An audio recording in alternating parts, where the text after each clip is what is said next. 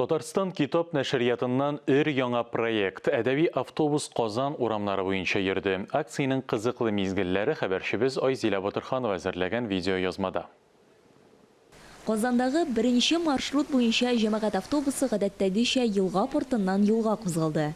Бәйрәмчә бизәлгән транспортның юнәлеше шул ук калса да, бурычы көн дәвамында пассажирларны татар әдәбиятына якынайту. Бұл проект турында бірнеше ел дип әйтсәк тә уйлап йөрдек.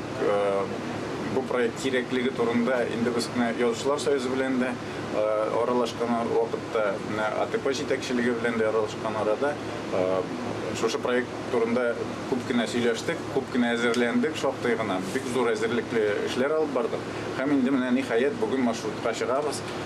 Инде менә безнең фикеребезчә, халык бу проектны матур итеп кабул итәр һәм киләчәктә дә бу проект дәвам итәр дигән өметтә калабыз.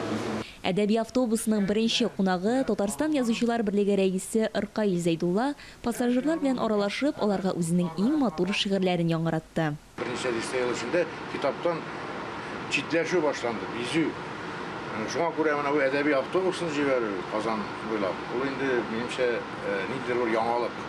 Әдәбиятка мөнәсәбәтне күпмедер үзгәртеп булмасмы дигән өмет белән, китапка яңадан мәхәббәтне уятып булмасмы дигән өмет белән. Шуңа күрә карыйк нәтиҗәсен. Автобус ишекләре ачылуга халыкта бераз гаҗәпләнү булса да, бу караш тиз арада елмаю белән алмашынды. Шада, конечно. Бик молодежька бик кирәк әйбер ул. Потому что сейчас бик эс укыйлар. Бик шаты, бик күңелле. Халыкның үзе белән халык йөргән җирдә булу.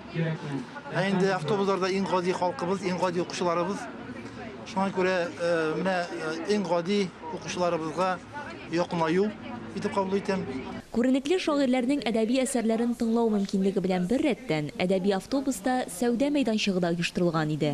Менә әлегенә Нәбирә Гыймаддинованың китабын алдым. Аның иҗатын бик яратам.